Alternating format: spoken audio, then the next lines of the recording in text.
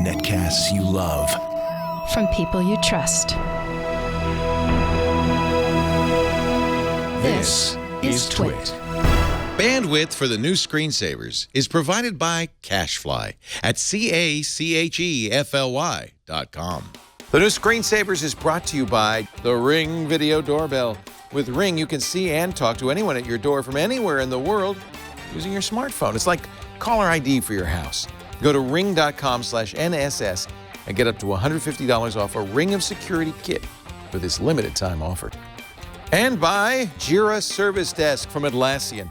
Jira Service Desk delivers everything your IT team needs out of the box at a cost-effective price.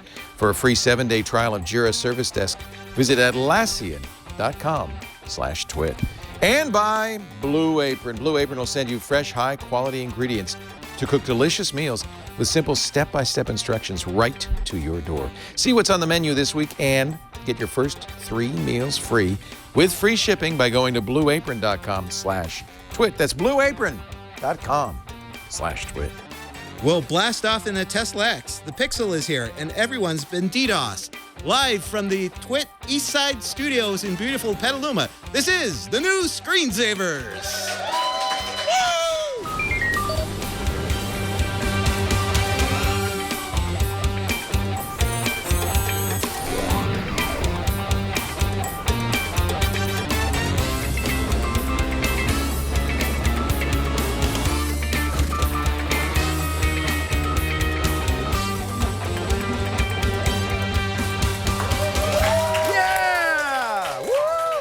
Screensavers. I'm Leo Laporte. Hello, Flo. Hello, Leo. It's so nice to see you, Florence Ion, the host co-host of All About Android, and regular Android contributor at the Android Central site, and a newlywed. Yes. Congratulations. Freshly. Thank you. What's your husband's name? Eric. Hi, Eric. With a We K. borrowed Flo. Shouldn't you be on a honeymoon right about now? It's coming. It's coming. You're one of those deferred honeymoon couples. Yeah, well, you know, New Zealand is a lot cheaper next month. Is that where you're going? Yes. So. Oh, we just had somebody here from New Zealand. Actually, could fill you in on all that stuff. Oh my gosh. Oh, I've always wanted to go. Kiwis. Yeah. How long are you going to be down there? 2 weeks. That's nice. Are you going to do a walkabout? You know, they have like these hikes and these huts, and you can walk and. No. I've been thinking about it, but we're kind of lazy. Not for a honeymoon. If you're smart, you'll just spend the whole time in the hotel room. Anyway, congratulations. Thank you. It's wonderful, and we are thrilled to have Flo with us today. We're gonna have some fun. I'm gonna take you for a ride. You've never been in a Tesla at all. Or a semi-autonomous car? You've never? Wow. And in fact, I think you don't really like electric vehicles. I have a thing about them. You're a muscle car girl. No, not muscle. European. German. Oh, yeah. Fine German engineering. Yeah, my husband's a muscle guy. Car guy. So I used to have a Mustang, GT5. He also had a Mustang, yep. And I had an Audi, my previous car, beautiful Audi 8L, really nice car. We're going to talk a little bit about how the new Model X compares to those. Now that it's obsolete, right? Elon announced that starting Wednesday, every Tesla coming off the line, Model S, Model X, and the new Model 3, will have all these new cameras. Not mine. Anyway, that's okay. If you buy technology, you know it's obsolete, right? It's going to be obsolete. In like 2 days. Yeah. Crazy, crazy. We're also going to take a look at a couple of Android phones. We've got the V20, which I'm very interested to find out about. Jason Howell will have a review. Bryan Burnett, who is normally our TD and also host of Know How. Bryan is, I don't think I'm saying anything out of school. He's a type 1 diabetic, and he has to measure his blood glucose on a regular basis. I'm type 2. I should measure my blood glucose on a regular basis. He's got a new glucose meter that will use your iPhone to keep track of it and all of that. And of course, lots of Android questions. But I guess the big story this week, and I don't know, are you covering it? I've been finding it fascinating, is the DDoS attack. Did it bite you? It bit me hard. And by bit me hard, I mean it made me incredibly productive yesterday. I wrote 3 stories instead of my normal 1. Well, so was it Netflix or Twitter or it was GitHub? Twitter. It was Twitter. Oh, okay. I'm terrible at Twitter. So this is the thing I think is interesting. We're seeing a lot of writing about this. This is something that a number of people, including Brian Krebs, has said this is coming. Right. Bryan reported, he's of course one of the great security bloggers, Krebs on Security. He reported that we were seeing probing by state-sponsored hackers of soft spots. He believed that they were testing what kind of defense against DDoS various sites had. Almost immediately after that, his site, boom, clobbered. In fact, Akamai kicked him off because it was more than 600 gigabits a second of traffic sent to Krebs on Security. So he was down. Bryan, God bless him, is back up and continues to write about this. Here's the interesting thing. This attack yesterday, which brought down a big DNS provider, DYN, primarily came from, now normally you'd say, in fact I was talking about this with Steve Gibson on Tuesday, well why don't internet service providers just block these malformed packets? Why don't they just stop? They could just turn on a filter that says, hey, if that packet doesn't come from our site, our service area, just don't send it.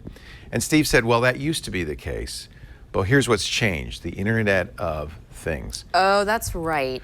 According to the Gartner Group, there are now 6 billion, with a B, Internet of Things devices in the wild. Almost as many people on Earth. And there's hundreds of millions, what was the number? I can't remember, 55 million a day, something like that, coming online. These are cameras, these are thermostats, microwave ovens, refrigerators, dishwashers, lights. And many of these devices don't have fundamental security built in. That's true. In this case, the virus that Krebs believes is involved is something called Mirai, M-I-R-A-I. It's nothing you can do about this, by the way. If you have, and it turns out that in this case, most of the traffic came from internet-connected cameras and DVRs, all from a single Chinese manufacturer. They had hardwired and unchangeable a backdoor password. So you can't change the password and login. So what Mirai does is it doesn't involve you at all. It scans the internet for the kinds of traffic coming from this, and when it spots one of these cameras or DVRs, logs in using the unchangeable default password, puts itself on there, attaches the device to a botnet, a command and control center usually run by IRC. Once the bad guy has amassed hundreds of thousands of these, he then issues the command, all right, I want every one of you to go to DYN and say, hello, knock on the door, hello. Doesn't matter if you do anything else, but DYN has to respond.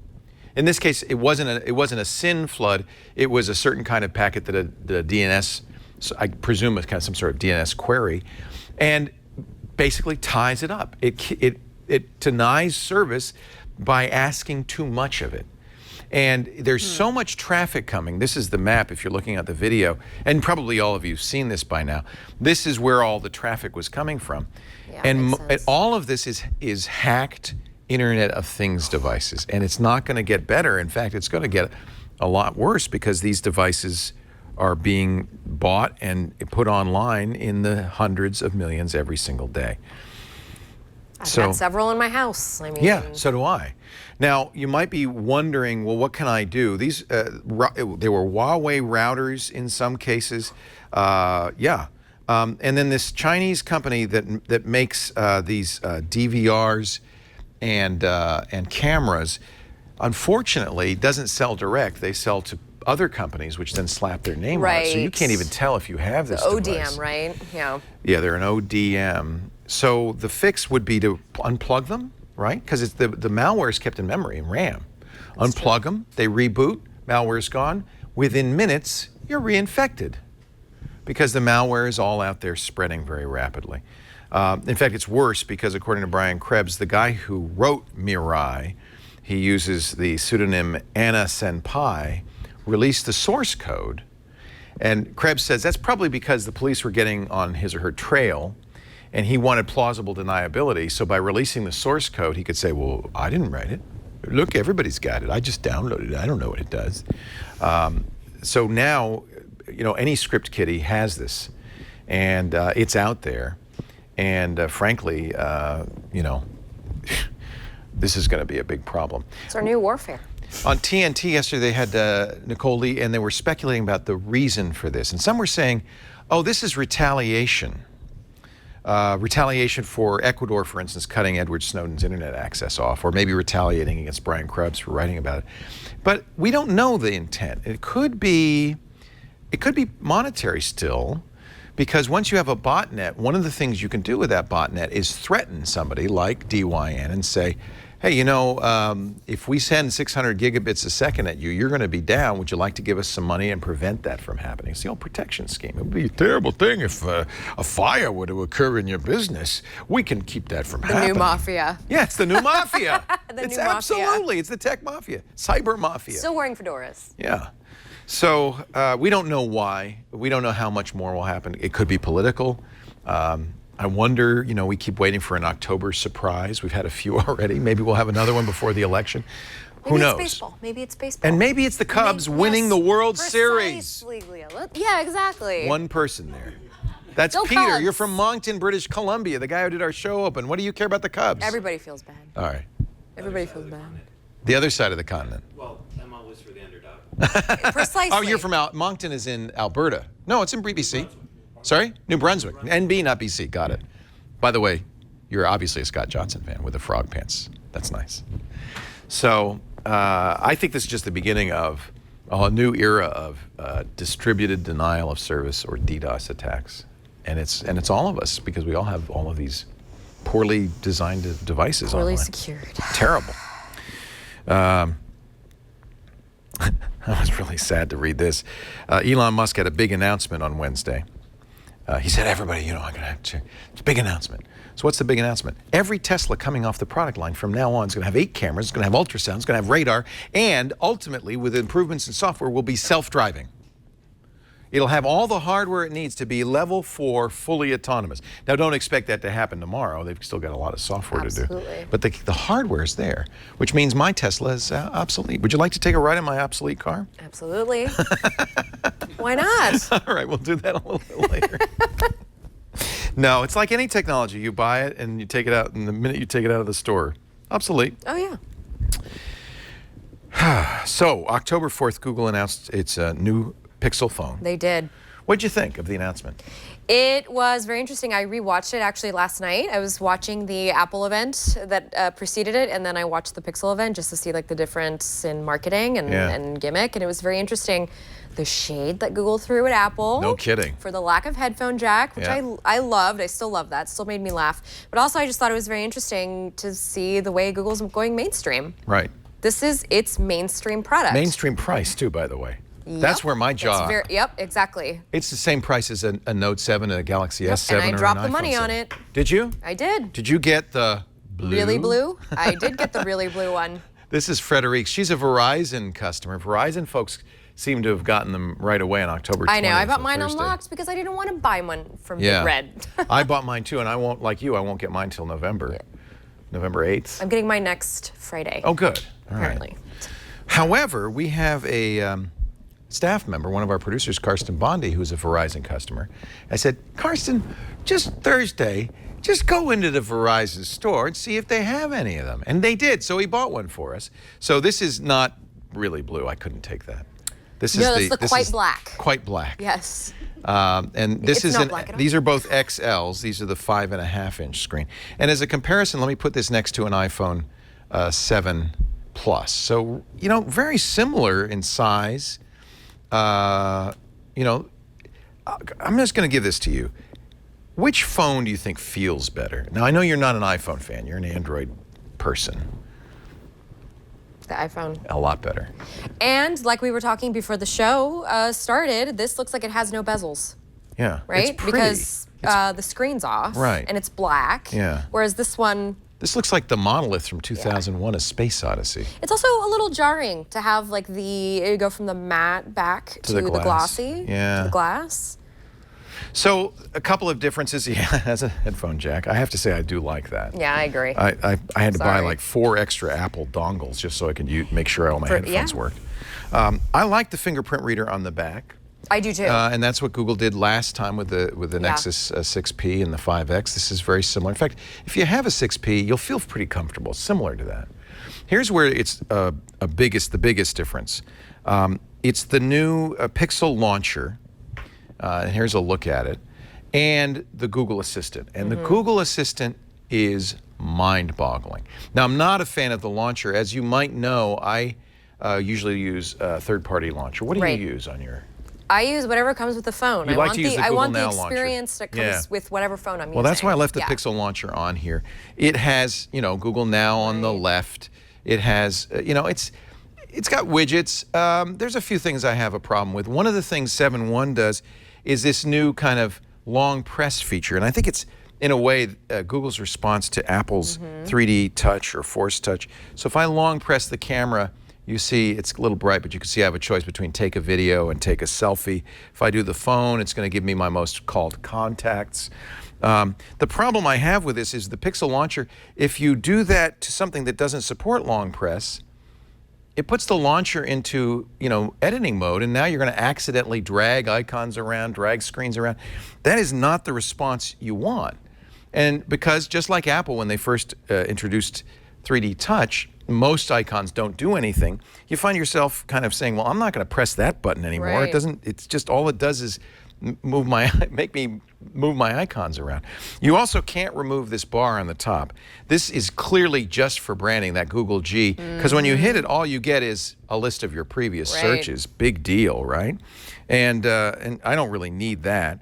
And you always will have this. Now, it changed. It was originally just the date. For some reason, it's now got the weather. And like a lot of widgets, when you tap it, you do get a weather forecast. So I guess that's okay. There's enough room you could put another widget. I do like the wallpaper, by the way. This is a nice wallpaper. There are a number of live wallpapers, including live Earth wallpapers. This one is a satellite image of where we are with the proper day-night line and the proper cloud cover. This is real-time cloud cover. So you're actually seeing an aerial photo of Northern California that's accurate. Neat. I think pretty that's neat. That's neat. But here's the neatest thing, and this is really the only reason in my, by the way, we should say, camera as good as the iPhone 7, maybe marginally better according to DSO Mark. I got some great images, I'll show you those in a minute. But the thing that really blows me away, and I think this is really what Google's announcement was on October 4th, is the Assistant, their machine learning, their intelligence everywhere. And I think really what Sundar Pichai was saying on October 4th was not, here's a phone, here's an Echo competitor, here's VR. He was saying, we're gonna put Google Assistant everywhere. We're gonna have it throughout your life. And you may want that. Let me give you a couple of demos of the Google Assistant. You can do the traditional, okay, you know who. Yes. I won't do that in deference to our home viewers who don't want their assistant launched. But it's so fun. It works. It also, by the way, recognition is incredible. Yeah. It has gotten so much better. It was always the best. It is now almost always right. Even in a noisy environment, it knows what I said. So I can say something like, oh, I shouldn't do it now because it got what I just said, so I'm going to stop talking. You long press the home button to launch it. How are the Cubs doing? Now, this just gave me standings. It didn't talk, but let me try this one. When's my next flight? Oh, you know what? I'm in silence. Let me unsilence it. That's another nice feature. It's you can nice actually, that, you know, it abides by it, you know. Yeah, I told it, whenever you see something on my calendar that I'm busy, don't make noise. Let's do this again. How are the Cubs doing? They're in first place in the NL Central. And then it shows you, you know, some information. When's my next flight? Here are the next few reservations. First up, Delta Flight 1960 from SFO to ATL leaves at 10:30 p.m. on October 26th. Now, it knows that because Google reads my email. Apple's can't do that because it doesn't read my email. Right. When you opt for privacy, sometimes you lose some capabilities. Yeah. What's the weather going to be like in Gainesville on Thursday? That's where I'm going. It'll be partly cloudy in Gainesville Thursday with a forecasted high of 82 and a low of 60 degrees Fahrenheit. Let's get a little more sophisticated. Is there anywhere good to eat there? Here's a result from search. Oops, that wasn't it. What are the restaurants there?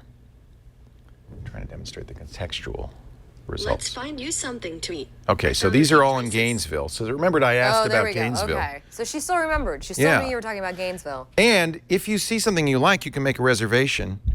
Make a reservation for tonight at Bistro 29 in Santa Rosa. Sure, let's make a reservation at Bistro 29 in Santa Rosa with open table. It has to How many be an people open in your table. party? 4 people. And what time do you want to reserve? 6:30 p.m. Sorry, what time was that? 6:30 p.m. It looks like that time isn't available. but they can take you at 5:15 p.m. or 9 p.m. But they can take you at Which one works for you? 5:15. It's like an She assistant, sounds like- isn't it? All right. Sorry, sir. This thing is really smart. The contextual is really good. You probably that. see that demo. There's also some Easter eggs. I feel lucky. Lucky? Let's play a game to make sure.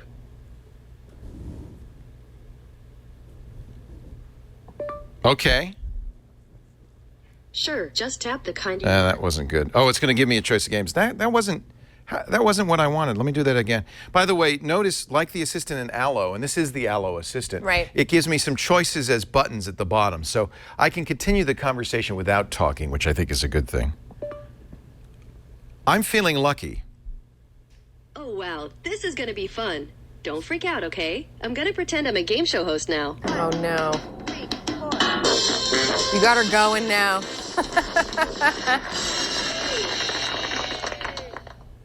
Welcome to Are You Feeling Lucky?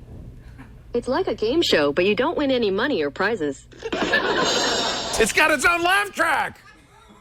You know who I am, the host of this silly show. How many people want to play? 2. 2. 2 contestants. Sounds fun. 5 rounds coming up. Let's get to know you. Hello, contestant 1. What are you called? Flo. I've always liked that name, but I'll call you Toucan. Hello, contestant 2. What are you called? Leo. Ida the Wingtip. Let's begin. Toucan is our lucky first contestant. It's you. If for any reason you want to end the game early, say stop. Stop! Okay, anyway, you get the idea. It will play a game with you. I have to say, look at Apple, better hardware. Apple, equal camera.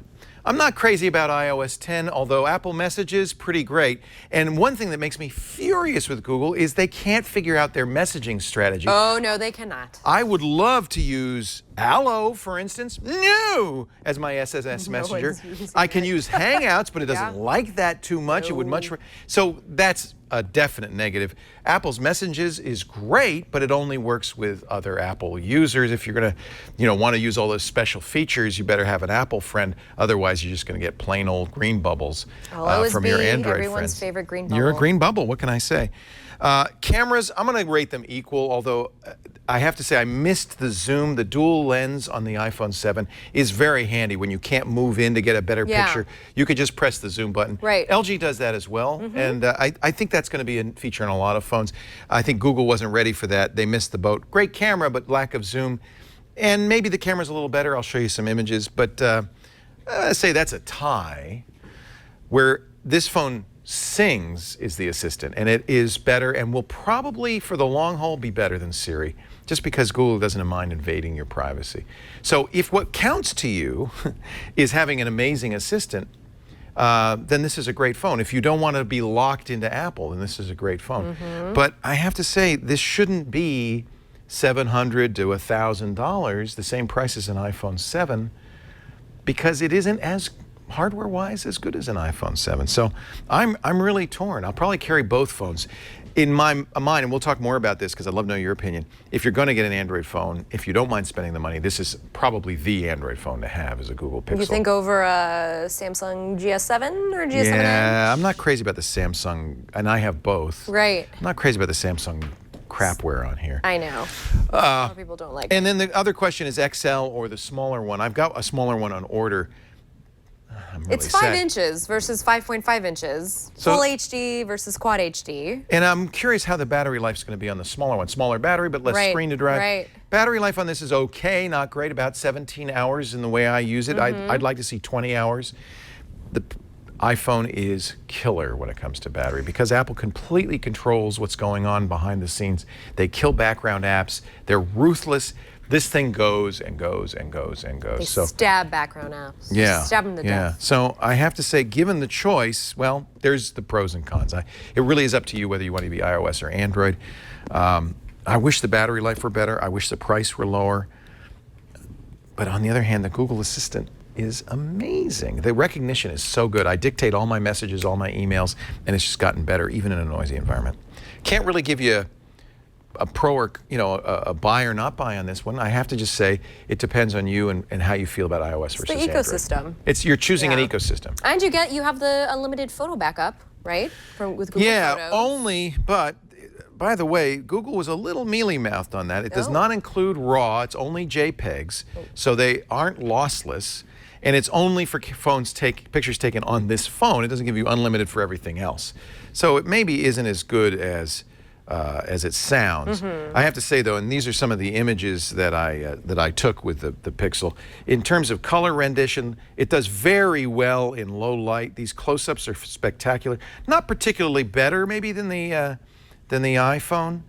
But certainly competitive with the iPhone, and I really feel. I mean, look at the color. Now, there's a lot of weird colors in this. The color is excellent, and the auto HDR does a very good job. This is a very contrasty, a lot of light and dark in this, but it picked it up very nicely. I think it does actually HDR a little bit better than the iPhone.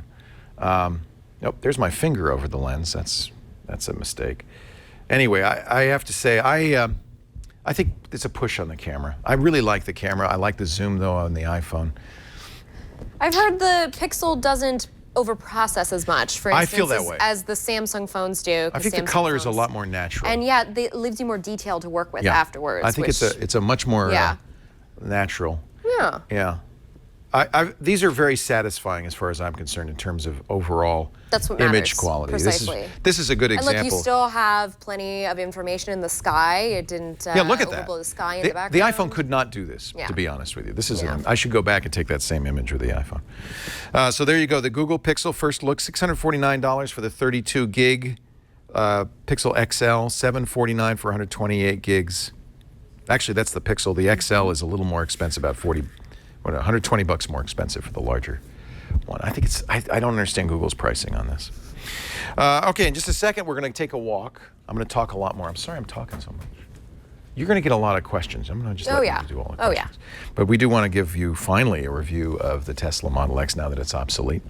But first, let me tell you a little bit about my doorbell. This isn't, by the way, we were talking about this DDoS. This is an Internet of Things device, the Ring Video Doorbell, that does do it right. This company is in America. The firmware is updatable. They, in fact, have pushed updates when there have been security concerns. You are going to love the Ring Video Doorbell, and you can rest assured that it is not going to become a problem on the internet. It is not a problem child. It's a well-made device. I love my Ring Video Doorbell. Here's the deal. You replace your existing wired doorbell with the Ring, or you can use it wireless, too. The original Ring has a battery that's good for a year, lithium-ion battery, rechargeable.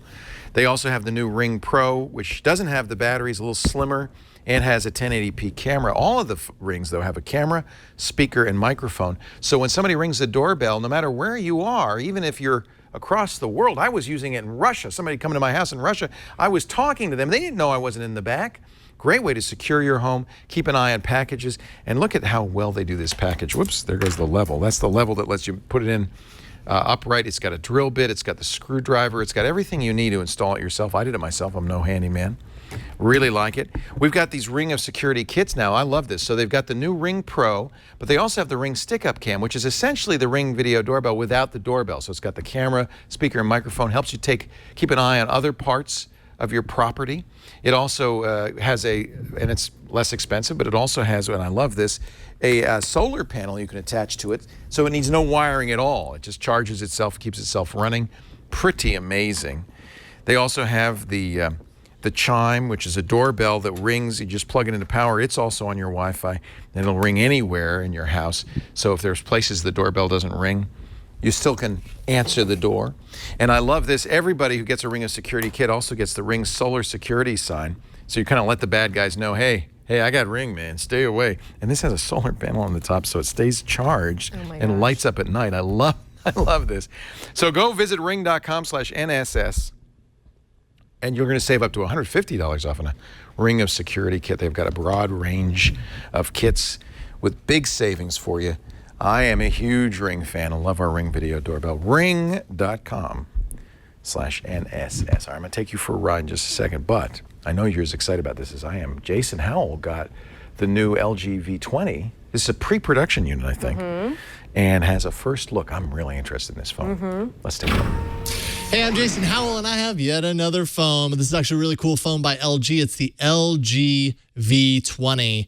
Definitely a premium phone from LG. We don't really know the exact price on this yet because this is a preview unit, so this is more of a first look at the device. I'm guessing somewhere around like the $750, $800 range. It's available officially on October 28th. It's got a 5.7-inch LCD IPS display, which is really nice. Snapdragon 820 processor underneath. 4 gigs of RAM, 64 gigs of storage. This is touted as the first shipping phone with Nougat, and since they shipped to Korea a couple of weeks ago, I suppose they beat Google to the punch with Google's Pixel phones that are shipping this week. The aluminum body, you can see it's aluminum on the back, and that's really nice. Has a really nice tight feel to it. Some fit and finish issues with this model anyways, but this is a preview unit. I can see little pieces where kind of the stitching, the places where the metal meets plastic and stuff kind of look imperfect, and I don't know, for me that kind of bugs me a little bit. Few imperfections. I love the flap here. You can see this flap kind of opens up to reveal the external battery, which you can swap out. You can also get access to the micro SD card slot in there, which is really nice.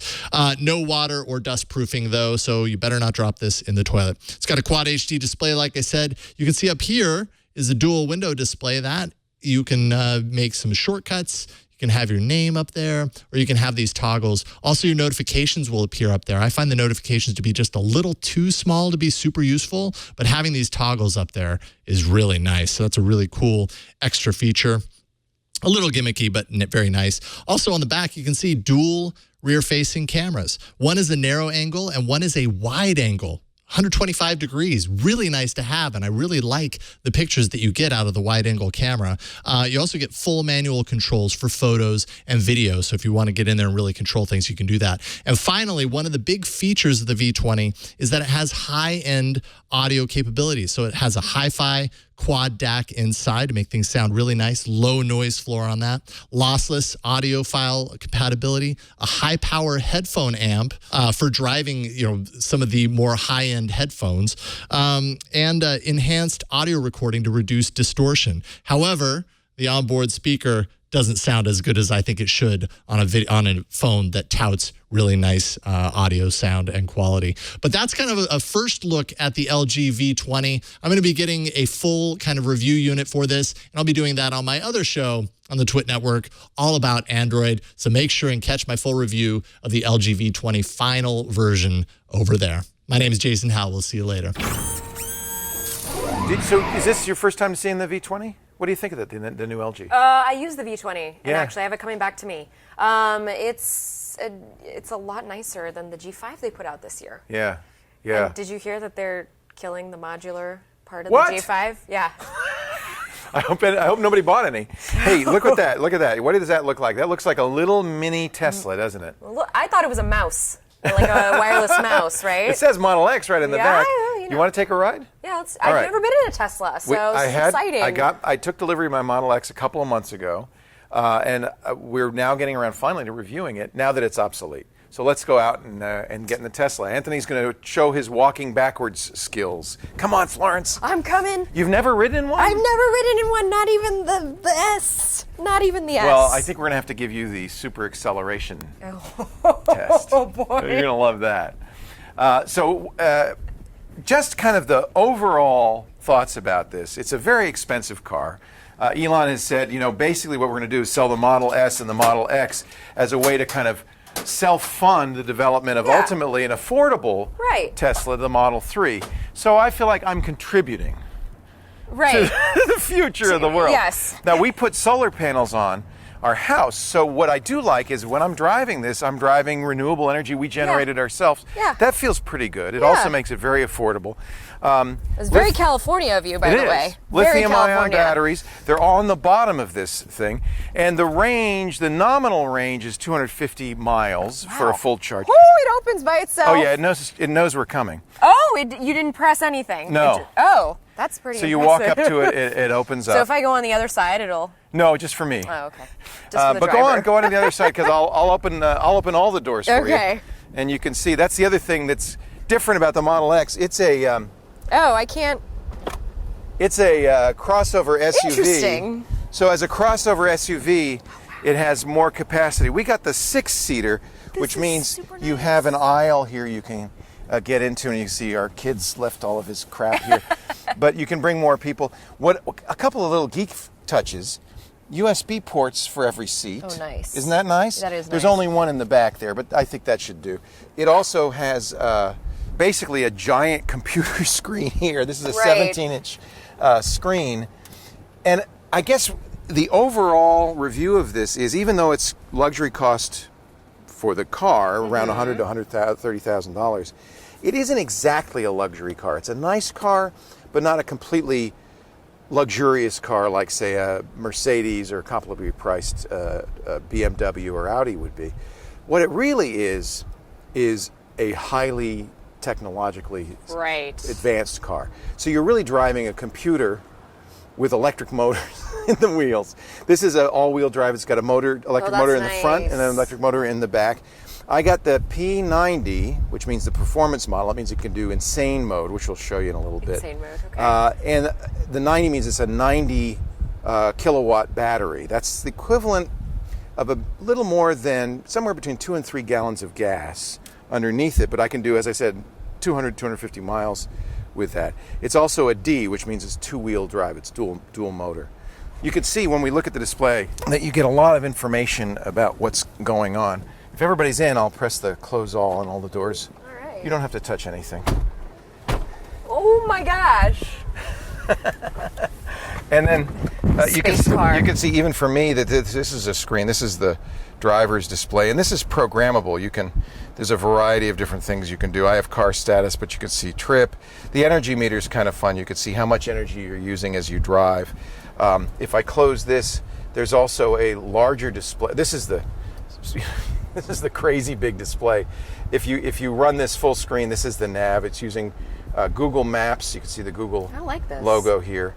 And you can have satellite, or you can just have the kind of traditional Google Maps, whichever makes you happier. There's also a button for traffic information. You can see I like to keep that on to know what's going on.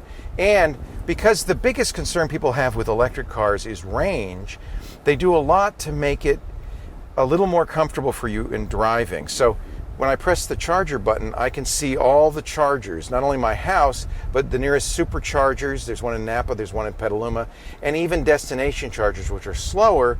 But look, if I'm running out of gas, at least that's somewhere I can go. You could just go get, maybe don't drink. And I could press Lagunitas Brewing, and it would say, okay, here's how you get to Lagunitas Brewing. It would take us there. Can I ask you a question? Yeah. Does that battery meter give you anxiety when you're driving?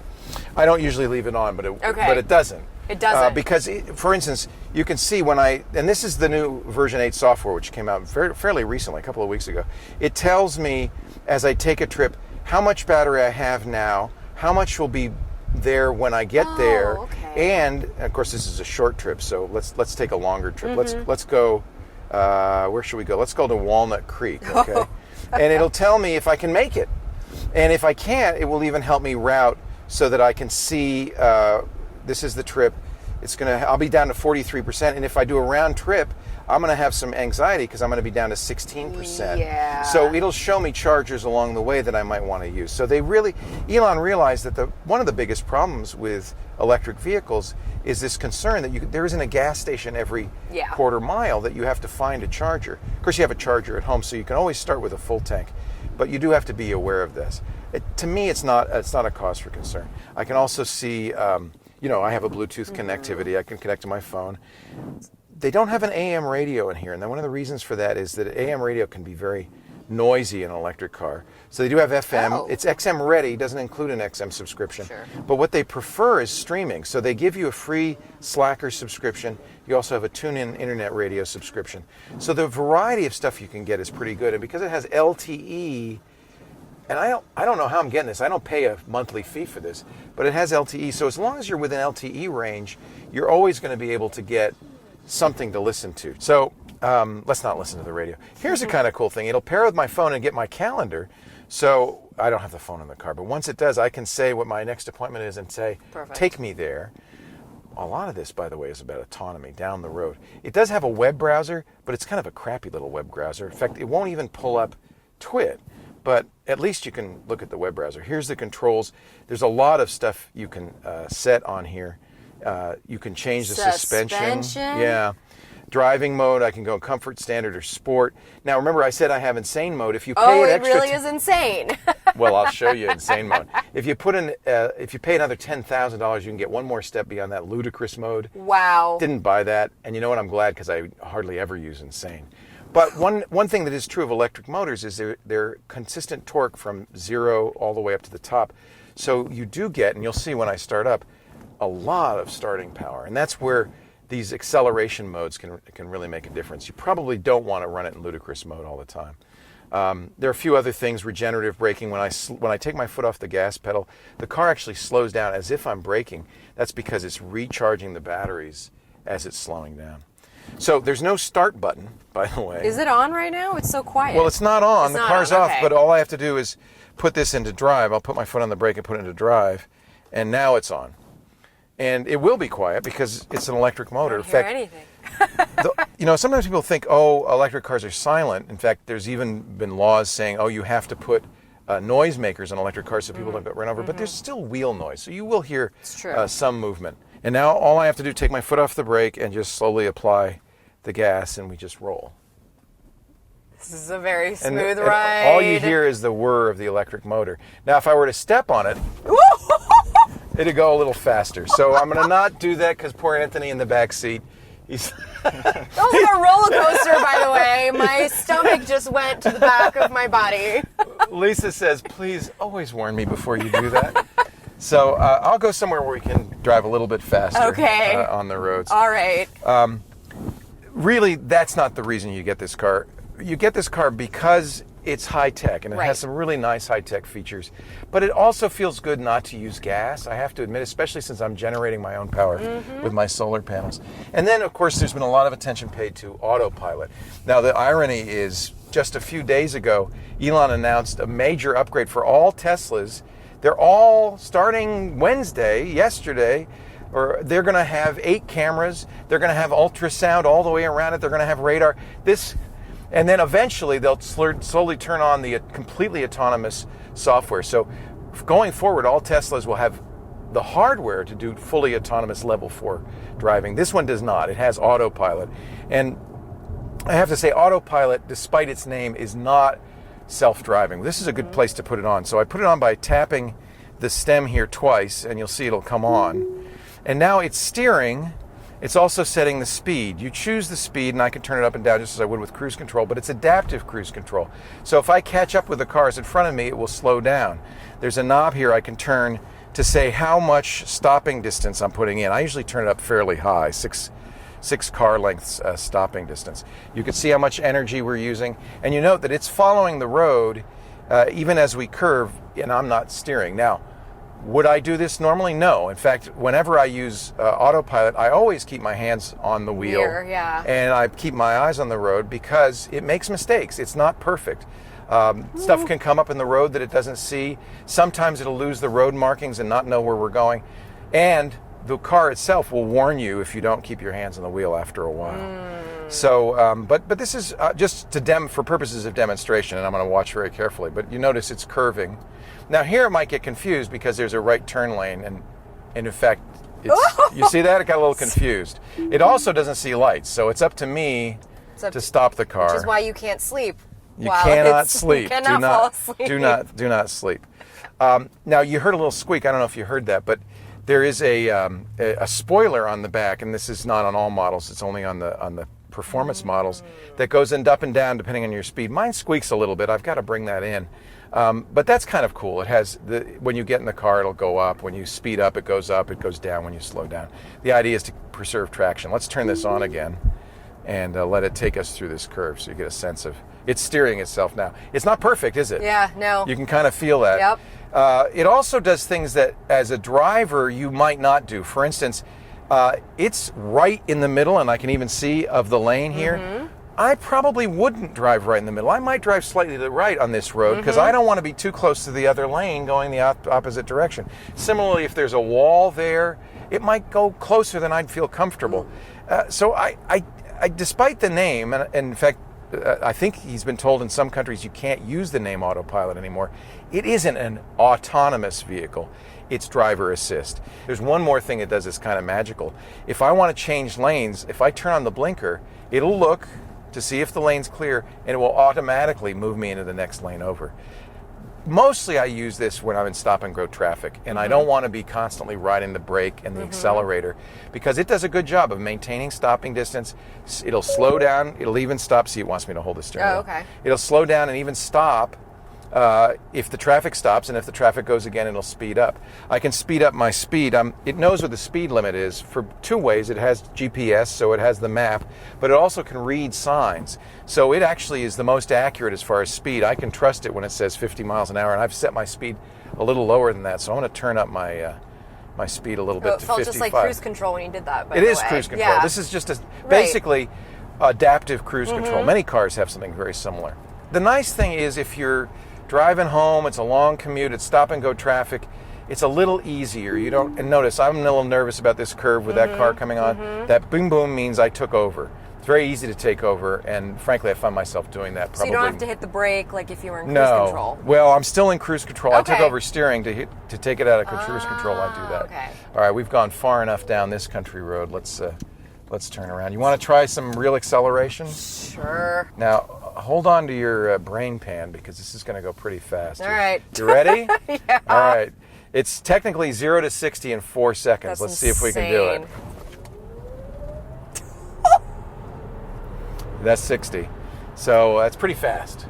All right, And take it back does- what I've said about electric cars. It does. What's nice is you don't feel any performance disadvantage at all. No. The biggest thing with electric cars is range anxiety, and I think they've done a good job of handling that.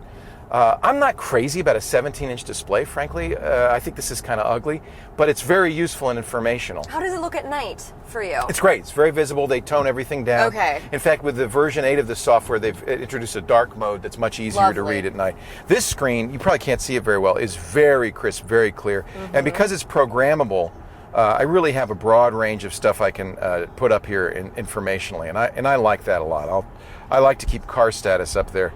That'll show things like open doors, tire pressure, and then when I'm using the nav, it'll show my. I'll put nav back on. Let's navigate back to back to Taco Bell. Okay, who went to Taco Bell? And you'll see that it's going to show me a nice little map and how I turn. I think the nav is very good on this. You can see how much range you have. That's fairly accurate, although it can vary. You can see what the outside temperature is. I've got temperature here and so forth. This one does not have as many cameras as the current model Teslas will have. It has one backup camera. It has radar in the front that it's with the version 8 software using a little bit more for autopilot. What's interesting is I get software updates every few weeks. It's kind of like a phone almost. Yeah. And most of the time I don't notice the difference. Occasionally I will. And that's useful because they're slowly improving autopilot. When there is a wreck or there is a problem, they can fix that and push an update. So I think they're doing a very good job of kind of keeping this thing up to date all the time. It's really like a computer on wheels. And I have to say, it's not like driving a gas car, it's more like driving an electric go-kart.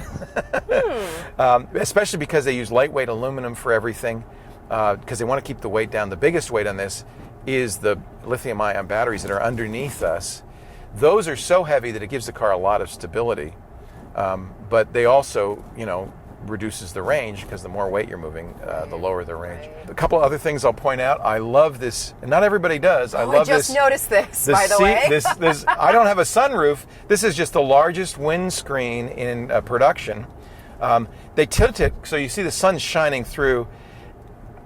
Some people say that's too bright, and they actually make a piece of cloth I want to try this you in can the buy. desert. I want to try this in the desert. At night, it's a spectacular view, and I imagine. love the kind of the sense that you can see more of what's going on. Of course, this is the Model X, and the thing that distinguishes the Model X, I'm not going to Taco Bell, I changed my mind.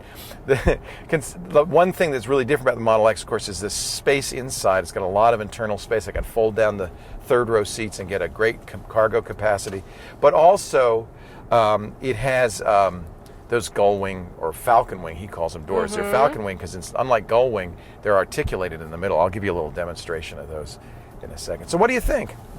I'm extremely impressed. Yeah. I've been kind of writing off electric cars. Why? Because of performance. Right. But you just made my stomach roll to the back of my body, so...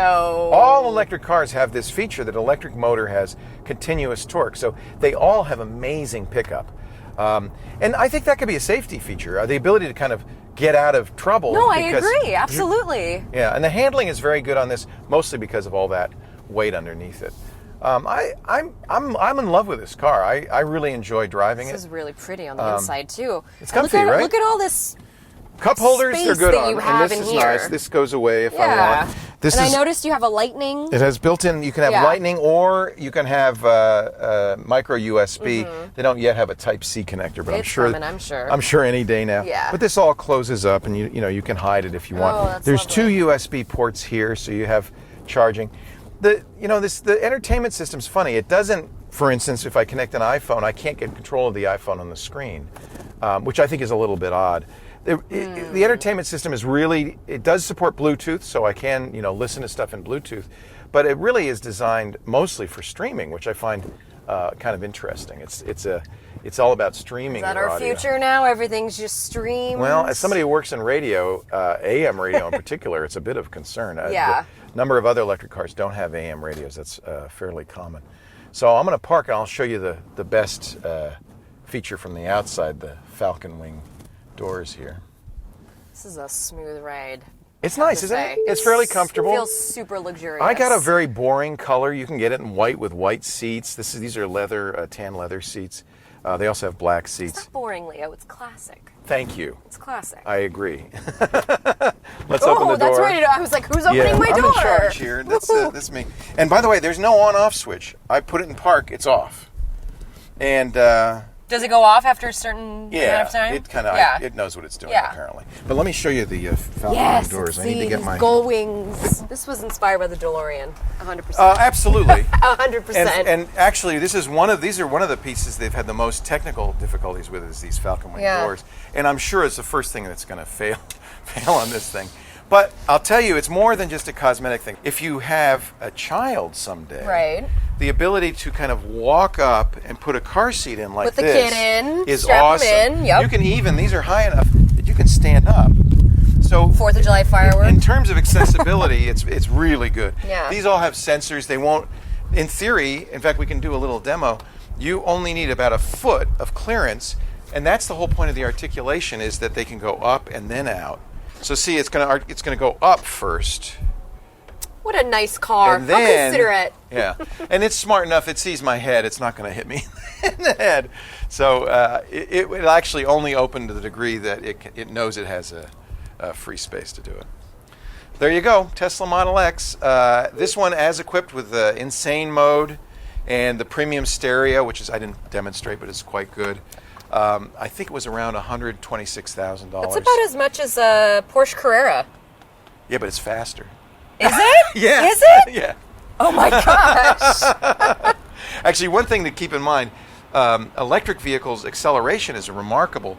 They can't sustain it for very long. The electric motors get hot. So what will happen is the car will sense the motor heating up, and at some point it will slow you down, saying, I can't keep driving 155 miles an hour. I wish my smartphone did that when it overheated. All right, let's go back inside. That's my Tesla review. I love it. For me, I'm very happy that I bought it. I have to tell you. It's a ridiculously excious car, but here's the secret. We just leased it because in 3 years, we're going to probably replace it with one that has 8 cameras and ultrasound. Hey, while we're going back in, we should take a break. Bryan Burnett has a look at his newest glucose meter. You might be interested. Bryan Burnett here, host of Know How, and if you're a diabetic, you know just how important it is to keep track and manage your blood sugar. Dario aims to simplify that problem with its all-in-one smart glucose meter. In this compact package, you have a container for test strips, a lancing device, and the meter, which connects to your iPhone, or in my case, an iPad. The meter itself sells for $29.99, and to use this meter, you must download the iPhone-only app and plug in the strip meter to the headphone jack. Navigating the software is simple and it's functional. The process time is quick, but as far as accuracy, I would see a fluctuation between 15 to 20 points in back-to-back tests and also with my other glucose meter that I use. Of course, following the business model of modern ink printers, typically glucose meters are cheap, but where they get you is with the test strips. Dario strips are middle of the pack, coming in at 40 cents per strip, so by no means the most expensive, but they will drop to 25 cents if you order monthly. Once your blood count is recorded, it's a simple process of dialing in the parameters of what you ate, pre-meal, post-meal, bedtime, etc. My favorite part of the software is being able to see my previous tests in a graph view. It's also helpful to add reminders to check your blood sugar throughout the day. An added bonus for this review is people can attest that I even went through the trouble of bleeding for my job, which will add nicely to the sweat and tears. Taking the Dario glucose meter apart is easy, and it's nice that it's so compact that you might be tempted to carry it around in your pocket. But at this point, you may be asking yourself, how do I use this meter if I don't have an iPhone? Well, you can't. What if I have an iPhone 7? Well, they are coming out with a Thunderbolt meter soon, but this won't work either for that. You also won't be able to check your blood sugar if your battery's dead. So calling the Dario a smart meter is a bit like saying I have smart headphones because I can plug them into a smartphone. The software is functional, but the only differential from this and other blood monitoring apps is it saves you the trouble of typing in your blood sugar numbers. There are meters on the market that are self-powered and connect via Bluetooth to a smartphone, but of course those come at a much steeper price.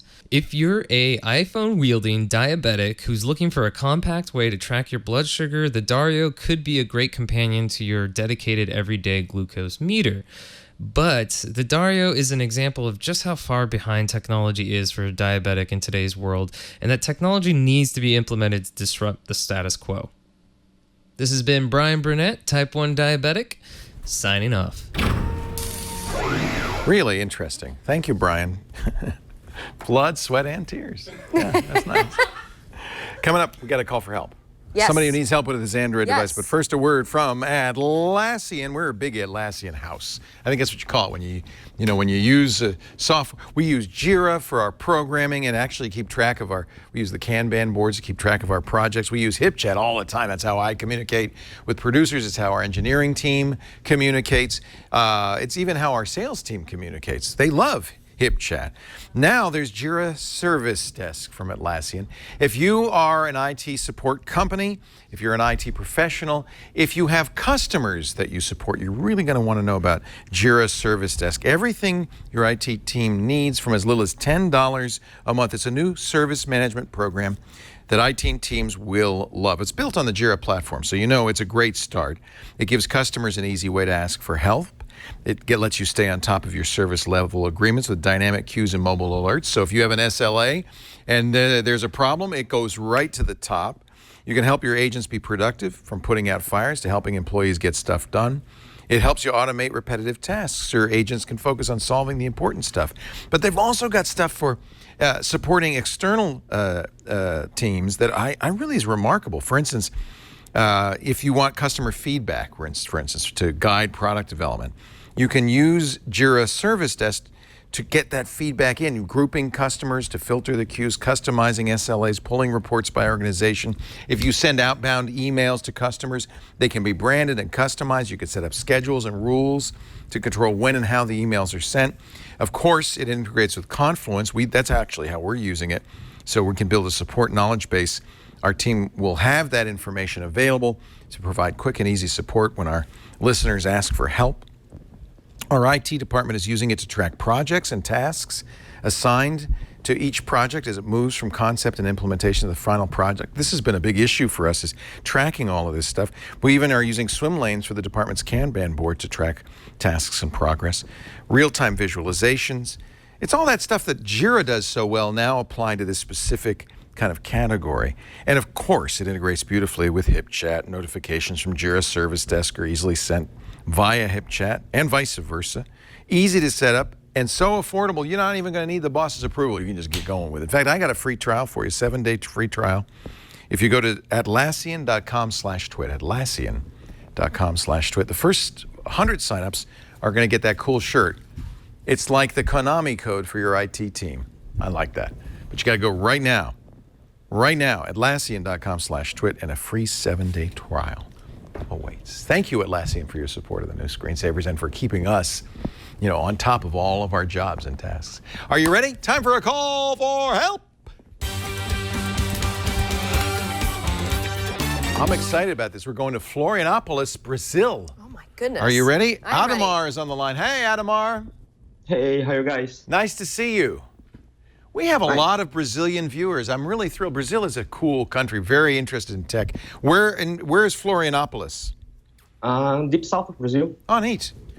And what can we do for you? Okay, it's not actually for me, it's more for my wife. Trying to find her a new phone, but it's really hard nowadays because all the 5.2-inch display phones are pretty much low spec. And or if they're not low spec, they're really, mess up on the software. Like, for example, if you take a look on those Chinese phones like Xiaomi, they have really good hardware spec. But I'm really, nervous about their software updates and all the crap they put on those phones. And whenever you look for a 5.2-inch display, they're pretty much like missing something like NFC, hardware, like a good processor. Like you can. It's really hard to find like a OnePlus 3 with 5.2-inch display. So could you guys help me with that? Boy, you came to the right place. We've got Florence here. Florence Ion writes for Android Central, covers this stuff with all about Android. I mean, if you don't know the answer, I don't. I do know the answer, and I will say, Adamar, if you're looking for something that can get you want to use Android Pay, have you considered the Moto G4? Oh, I know love the it's G. kind of, It's low spec, but boy, it's good price. It's still a really good phone. I had a great time using it, to be quite honest with you. And the G4 Plus comes with a fingerprint scanner. It's a little more pricey, but good. still pretty affordable. And also the Honor 8. I just had to give my Honor 8 away to one of my coworkers, which I'm super bummed about because I miss it. And it comes in a really beautiful blue color, so maybe your wife wants to get something that's a little different than what everybody has. Honor 8 is pretty darn good. It has a really good camera on it, too. It has dual cameras. Does Moto still do the Moto Maker so you can like completely customize? Yes. See, that's Yes. nice. I like that feature. I really miss that. Not as much on the G4, but Now the G4's you big. know. It's a 5.5-inch display. That's kind of a negative there. that's right. I apologize about that. But boy, I'm so used but to look at using that big price. phones. Look at that price, $250. Kevin Marks was asking the same question this morning for his son who lost his phone. He's in Great Britain, and I mentioned these new he wanted a low price phone. These new $400 phones, the Axon, the Huawei, the OnePlus, but they're all big. How about a Pixel? Is that the little Pixel is 5 inches? 5. Yeah. Yes, but it's very expensive. Is price an issue for you? Yeah, it is. Yeah, it's going to be especially overseas. The price is going to go up. Oh yeah, they really make. That's terrible what they do. Just speaking. And that's more- partly your government, I got to tell you, because if a company doesn't make the phone in Brazil, there's massive tariffs. So I can only, that's why Apple's got its, partner making its iPhones in Brazil. We're gonna buy in US anyway. So. Oh, you're buying it here? Okay. Yeah, because we're gonna spend our vacations there next month. So. Are you gonna come visit us? I'd like to, but we're going to the other coast. Oh, the other side? All right, that's all right. Yeah, I wouldn't yeah, expect you to come across the whole country just to visit Left us. coast, best coast. Come on now. Which one are we on? Oh, we're on the left coast. Yes. Okay. I'm what, already- 5.2? What is? Yes. Does anybody make those? Yes. So I was going to say, actually, ZTE just launched the Axon 7 Mini. I which is love the 5.2. Axon 7. Now, I haven't. It's on its way to me right now to review, so I actually don't know if it's out yet, but it might be out by the time you get here. whenever you're This, coming. you mentioned you don't like what Huawei and others do in their software. Axon is about as clean and pure as you can get. I have an Axon 7. I love it. It's very much like Pretty. It's very pretty, It's very too. much like the 6P. It's got the back fingerprint reader on the back. It's got a great screen. It's got one thing that I wish more manufacturers would do: front-facing dual speakers. I was just going to love say that by Dolby. So Yeah. we've got. So this is the big one. This is the $400 Axon 7. But the Mini, do we know what the price point is going to be? I do not know off the top of my head, but it is exponentially cheaper. However, it is mid-range specs. Yeah. So Yeah, because this is an 820. It's kind of top of the well, line this is the specs. Snapdragon, I believe 625. That's I wanna say, fine. which is it's fine. What about the Moto Z? Do they have a Moto Z in that size? They have the Moto Z Play. The Play is really, you know what's good about the Play is battery life. That thing will not die. You could run it 3 or 4 days. What's the size on that, though? I believe, I want to say it's 5.5. There's Nobody's so many making these Android small phones. screens. Nobody's making small phones anymore. Yeah. The other one I was going to consider, if you want to go a little older, a little cheaper, and you don't mind, the HTC One A9. It's really pretty. One A9. Those were beautiful phones. So, aluminum bodies. It's a year old, but, you know. I'm going to pick one. I think the Axon 7 Mini. I don't know what the price is going to be. I agree. But I loved the Axon 7. In fact, $329. Hand feel is really good. I kept going back to the Axon 7. I had a OnePlus 3. Even with the Pixel, I kept going back to the Axon 7. I just loved that phone for some reason. There was something about it really drew me. The only negative is it's not the greatest camera. And now with the Mini, it's not going to be the fastest processor. It's not, but it's only like $300, by the way. Oh. Here at Best Buy, it's only $300. 300. So I just Googled that for you real quick. And as I remember, it's a very it's not going to be nougat or nougat, as they say in Romania, but it's going to be Android 6.01 probably, which is fine. I agree with you, and I've said this again and again. I wish these companies would commit to taking the monthly security updates from Google.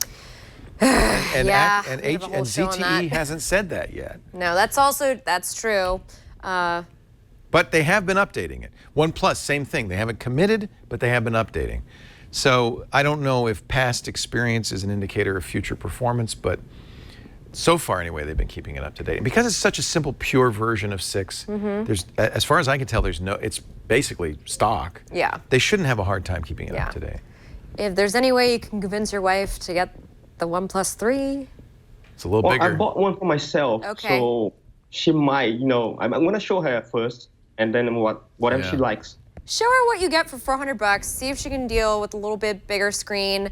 You know, I completely empathize. I'm a lady. They stopped making pockets on our pants. I have to carry a phone in a bag now. So I just kind of gave in, and now I just use big phones. I'm kind of interested when I'm going to get the little Pixel at seeing if I can go back to a 5-inch screen. Every time I see somebody with a 5-inch phone, I go, wow, oh, that's so adorable. Small. It's so tiny. How do you live with a tiny phone?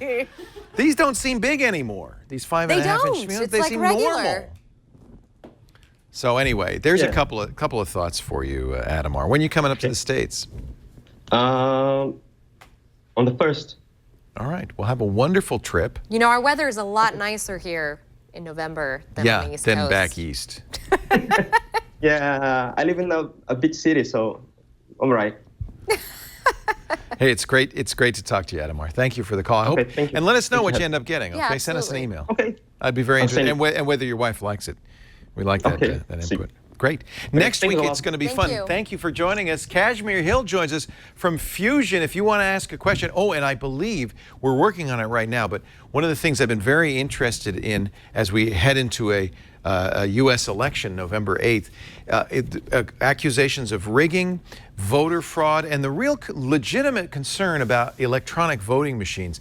We are going to have an expert on all of that. We may have a couple of experts, and in fact, I think we're going to have Ron Rivest of RSA, who's done a lot of work on this.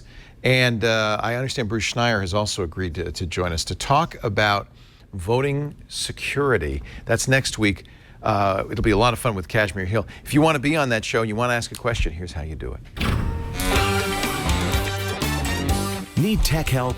The new screensavers are here with answers. Email your tech questions to newscreensavers@twit.tv. More Android questions to come. Florence, stick around. We need you badly.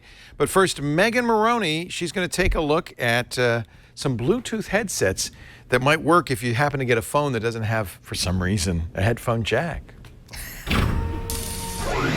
I am Megan Morrone, host of iOS Today and Tech News Today. So you've got your iPhone 7 or your Moto Z or another phone that has no headphone jack. What's a girl to do? Well, you can get yourself some Bluetooth headphones. Even if you do have a phone with a headphone jack, if you exercise at the gym, if you go running, you're probably going to want some Bluetooth headphones so all the wires don't get in the way. So I tested 4 pairs of Bluetooth headphones ranging from $45 to $200, and I'm going to let you know what I think. First, these are the cheapest. They're the Canevos. These are $45, like I said. They come with this handy case. And these are great for someone who doesn't like to stick things in their ears. And also great if you're running on the road and you want to hear sound around you. They're not noise canceling or anything. So they just fit over the ears, and they have the controls on the side. I ran with these several times. They were great. They were especially good for listening to podcasts. Not wonderful for listening to music. I mean, it sounded fine, but if you're a true audiophile, these $45 Bluetooth headphones are probably not going to do it for you. But if you just want something that you can throw in your bag, they fold up, easy to travel with, Canevo, $45, I recommend, especially if you don't love music.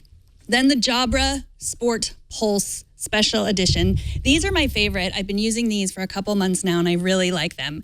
With all Bluetooth headphones, for sound, it's really important that you get a good fit. So these, many good Bluetooth headphones, come with a lot of different pieces that you can fit in your ear. So some people have small ears, some people have big ears. They come also with different ear wings. Those are the things that fit over and fit inside your ear to keep them still. If you do a lot of running on the road, especially busy streets, these might not be the best for you because you cannot hear anything. So you would choose these for if you run on the track or if you run in the gym. And the controls are on the side. They were easy to pair. And these cost $159. Next is the BE6i. These come with a few more parts. They were a little bit more difficult to put together. So the ear wings are separate from the tips. They were easy to pair. They're smaller. They're a little more elegant looking. They have the controls on the side. These New Force BE6i are $130, and they sounded great. They have something called aptX, which uses fewer bits per sample, so the files are smaller, and better compression, we all know, makes for better sound. So if you are interested in sound and you want to pay a little bit extra for that, try the BE6i. And they also come with a special case to fit them in. And finally, we have the Roam ropes. These ones are definitely different than the others. They have a special look that could be for you, or you might not like it. Roam ropes were created by one of the co-creators of Beats, Stephen Lamar. They have an EQ engine attached to them, this little box, which is supposed to give better sound for you. There's an app that you can control from your phone and adjust the sound exactly how you like it. I'll show you how these fit on. They go over your neck and they hang below your neck. They're supposed to hang like this. They're really designed for wearing all the time, as making a sort of fashion statement.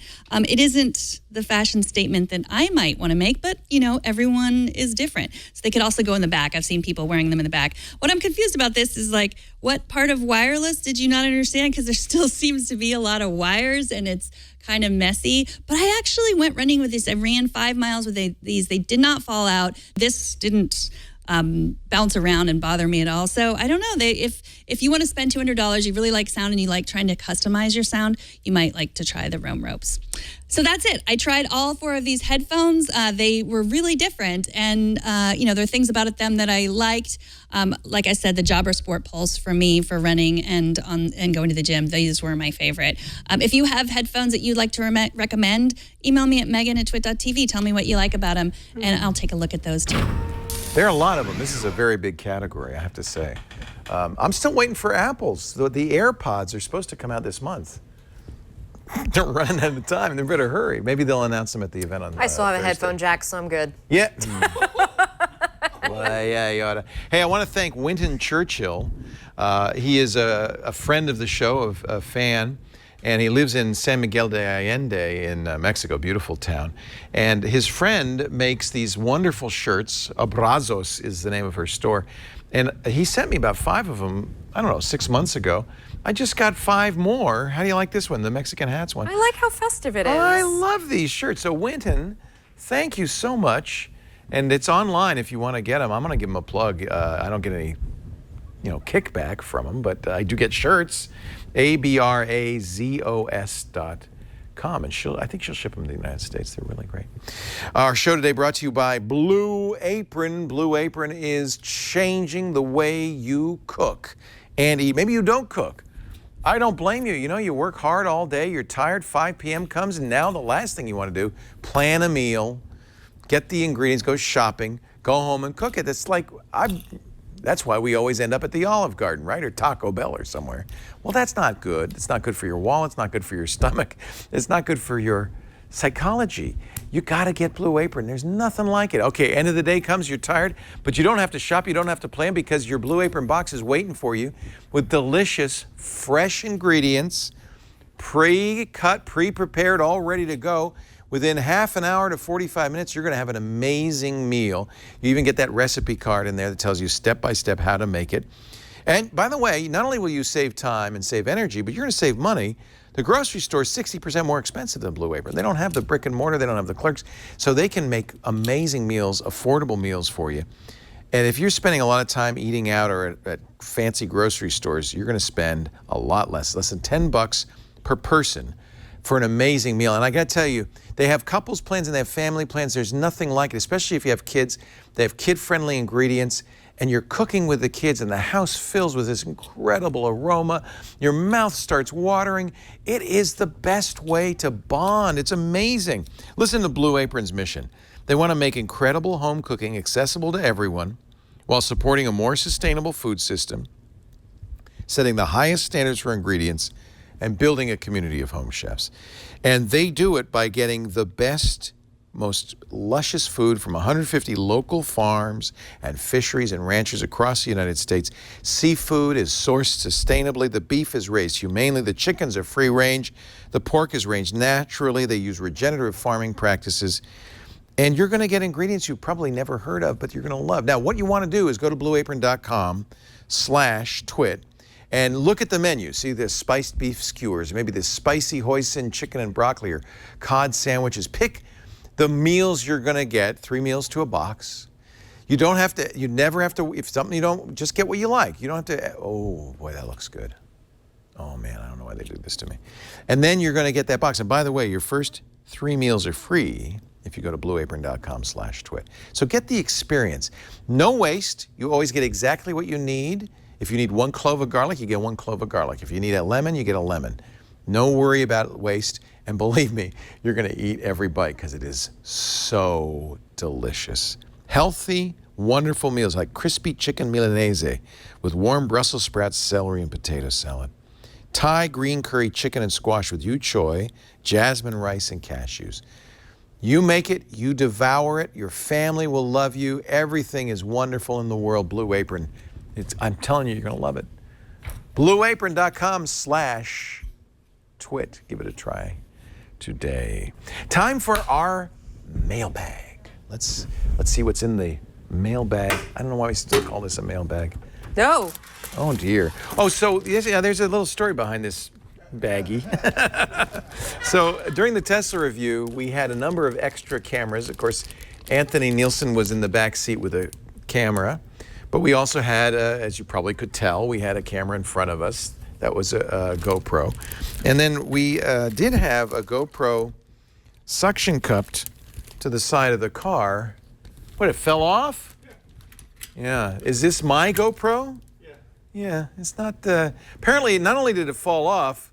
Oh, there's. Oh, wow. That truck drove over it. Oh, a truck. And there's Jerry risking his life to save the pieces.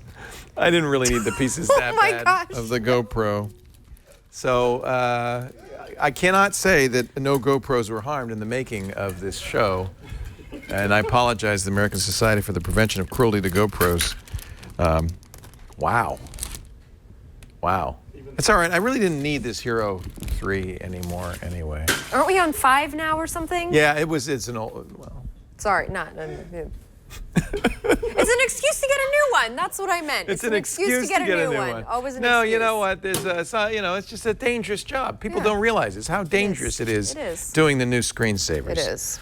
All right, these are both for you, dear. All righty. Scott M. from North Lake, Illinois has this question for you, Florence. Hi, Flo and Leo. I have a question about Android Marshmallow and SD cards. I have purchased an LG V20, and it only has 8 gigabytes of internal storage. I also have a 32 gigabyte generic SD card that I bought from Micro Center. I want to use it as actual internal storage with the SD card, so I have more space for apps. However, I can't format the card for that purpose. It can only be formatted for transportable storage. You can't use it for with the 8 GB storage. Do I need a special card for that, or is this phone just not incompatible with that feature? Thank you. I love the show. Thank you for the question. First of all, why do people still sell 8 GB phones? Yes, 1 gig free after Android. 1 gig. What are you going to do with that? Now, I've never heard of a phone that you can't use an SD card for more than just... Yeah. What, I don't know, transportable storage. I don't even know what that means. Well, so here's the thing, Scott. I think that your SD card is probably fine. It doesn't really, unless you really bought like some sort of knockoff from some weird website on the internet, I think the SD card you have is totally fine. The only thing that's kind of a bummer is that only certain apps will allow you to actually store onto the SD card, and you'll have to do that manually from the app settings. I actually have this problem with my Galaxy Tab S2, which is a wonderful tablet, but I can only move a couple of apps to have them run off the SD card. So you're gonna have to do that manually. My understanding is that any app that has a widget interface, as soon as you move to the SD card, the widget goes away. You can't use widgets with apps on the SD card. I actually wasn't aware of that. I mean, that's kind of... That's the issue. That's, well... And that's, but I blame Google, because Google doesn't even support SD cards. Notice these new phones, the Pixels don't have SD cards. Google doesn't want you to use SD cards. It turns out SD cards are tough. I remember when Microsoft came out with its Windows phones, they had an SD card slot, but it didn't work really well. And Microsoft said, you know, the problem is it's confusing for the operating system to have a separate drive. So Google does offer this adopted storage. Right.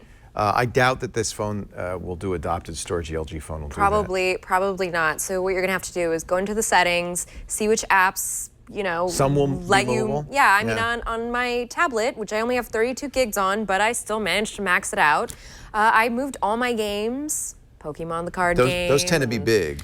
Very big, but I moved all those to a 64 gigabyte SD card so that I can reclaim some more space. I also use the texture app. I use that on the SD card, so that's where everything gets downloaded. But I had to do it all manually and do it carefully, because when you do it, it's going to do it slowly and it looks like it's going to freeze, but it's actually just moving data. So wait a little bit.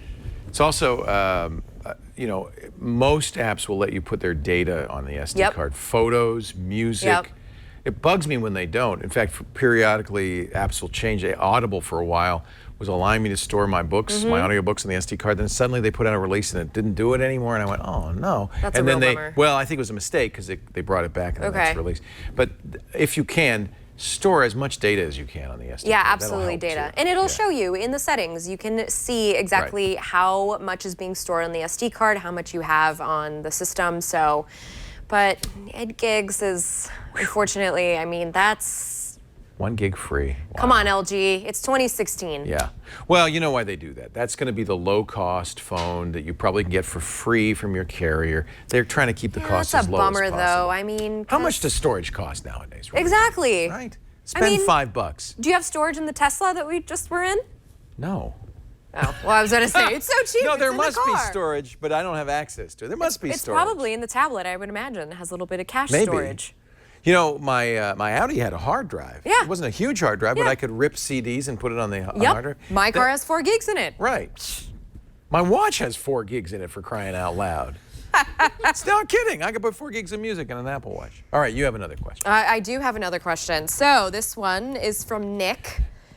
Hi, Leo and Flo, that's me. Thanks for your help in switching to Android. After the Note 7 recall, I ended up with the next best thing, the S7 Edge. I'm happy with the software that comes on it, but I've heard that there's even better UIs than Samsung's default launcher, which seems to be reviled in some Android circles. You're absolutely correct, Nick. It is very reviled. First, are there any pitfalls to trying other launchers? Second, what would you recommend for a really good launcher?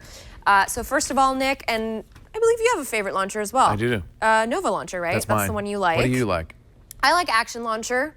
Love it. Actually, both very good, very customizable. ADW is very good. Absolutely. Consider maybe if you want full features to drop a little bit of cash, support the developers. You know. I do buy the Pro version. Yeah, I think exactly. it was only $5 for a Nova Launcher. But you can try it out. What you want to look at is how actively developed the app is. So look at the most recent version and when that was released. One nice thing about Nova Launcher is it's in active development. They continue to improve it. For instance, I showed you the Pixel Launcher and how long touch only currently on the Pixel Launcher will give you a menu of items. It doesn't work yet in any other launcher. I imagine, though, that launchers will add that capability. I'm sure there's an API for it. And if anybody does it, it seems to me Nova Launcher will do it first. I always, especially with Samsung, I have a couple of things I do. I first turn off S-Voice, because what do I need two voices for, right? Google does it best. I turn off S-Voice. I usually disable as many Samsung and Carrier apps as I can. You can't uninstall them, but at least you can hide them by disabling them. Yeah. And then I immediately put Nova Launcher on there. I pay for the Nova Launcher Prime. And that way, I have a much more controllable, better user interface. For instance, and I wish Apple would allow me this kind of flexibility. I the fact that agree. I use other launchers. I don't like the text under my icons. I know what that icon does. You just want to see the icon. I just want the icon. It saves me a lot of space. And you could do that with like Action Launcher or whatever. You can just Most get rid launchers, of it. So that I think using a third-party launcher, finding your favorite will help a lot. Yeah. There's one more reason I use it. And I know you feel like you need to use the stock launcher so you can review a phone with stock. That's my job. And that's the same reason I still have the Pixel launcher on the Google phone. But one thing for people who do move from phone to phone to phone like we do, Nova Launcher, and some other launchers will do this, but Nova Launcher at least will let me save my setup. Cloud backup. And I save it to Google Drive. And so when I get a new phone, all I have to do is make sure I've downloaded all the apps, and then I install Nova Launcher, and I load from Google Drive my previous setup, and boom, I'm exactly where I want to be. All the widgets, all the folders, everything I like. Yeah. And Nick, you will have access to all the extra features that comes with, I believe it's called Grace UI on, now it's called Grace UI. Is that what they call it, the Samsung UI? Actually, I think that was only on the Note 7. I apologize. It's still TouchWiz on the S7 Edge. You'll still have access to things like the Edge features if you want to use them. But if you don't want to go to those third-party launchers, go Google Launcher. That way you the Google have, Now launcher is good, You have Google Now living there on the left side, so you have all the info you need. You have one-touch access to search. You can do OK Google from the home screen. And it makes the S7 Edge much more palatable, quite honestly. So there are a lot of people who have turned in their Note 7s, although a surprisingly large number, maybe as many as 1 million people still have Note 7s. Please don't do that. Send it back. It's not worth smart. It's like having a car that's been recalled. Just take it back. Yeah. But do you think the Galaxy S7 is a reasonable alternative? That's not blowing up. That's the good news. Yeah, absolutely. It doesn't have a pen, somewhat smaller screen, but in every other respect, I think it's just like the Note 7. Yeah. Yeah. It's pretty much the same components. It's just small the Note 7. design is a bit different. Yeah. And you don't get the new software that came with Note 7, which is like so much more simplified and prettier. That's the Grace UI. The Grace but UI. It's coming. It's gonna come. They'll update that, I'm sure. Especially now that they don't have a Note 7 to update, they probably have some that's engineers. the bummer of buying a third-party Android device is that you have to rely on them for updates. Yeah. So I love you. Hey, Florence, nice to see you. Thank you for coming. I really appreciate it. Thank you for having me, Leo. Florence Ion. Oh, that Flo. O-H-T-H-O. F-L-O. F-L-O. T-H-A-T-F-L-O. Oh, that Flo on the Twitter. On the you'll see her every Tuesday night, 5 p.m. Pacific. A little later, maybe 6 p.m. Whenever they show up. 6 Between p.m. 5 and 6. That's when I usually show up at the studio. So kind of like me. It's Flo time. Every Tuesday night for All About Android. Great show. I watch that every week. I love it. So glad. I'm interested in Android. I love it. And you and Jason and Ron are so good together. It's such a good team. I love them. Yeah. They're great. Yeah. And come back soon. I will. Okay. As I mentioned, next week, Kashmir Hill joins us from Fusion. Please be nice to her. And I always worry the first time somebody's on the show, like, don't be mean to her, right? No hazing. No hazing. No hazing. And we do this show, when do we do it? 3 p.m. Pacific, 6 p.m. Eastern Time, 2200 UTC on Saturday afternoons. Don't forget, I know there's something I'm supposed to say not to forget. Flash briefing. What? Flash briefing. Oh, yeah, if you have an Echo. Do you have an Echo? Nah, I got a Google Home. That's what I'm waiting for right now. I'm waiting for my Home, too. Yes. And Oof. probably we could be on that, too. I'm not going to say anything. But we are on the Echo right now. And so all you have to do if you apparently only in the U.S., but if you're in the U.S., use your Alexa app and search for Twit in the additional stuff you can have in your briefing, and you'll get a daily dose of tech news. On Saturday, it's this show. On Sunday, it's Twit, and Monday through Friday, it's Tech News Today as part of your flash briefing. So I use that all the time, and I love it. It's a great way to start your day, get the news, but also get the latest tech news. I think that's all I have to plug. Is there anything else I have to plug? We have a newsletter, twit.tv/newsletter. It's a good newsletter. I Is read it? it. I Do read you? it. Thank Yes, you. I do, of course. Because you're in it. Like we talk about what All About Android is going to do. Twit.tv/newsletter. Thanks for joining us. We'll see you next time on the new Screensavers. Bye. I didn't say anything.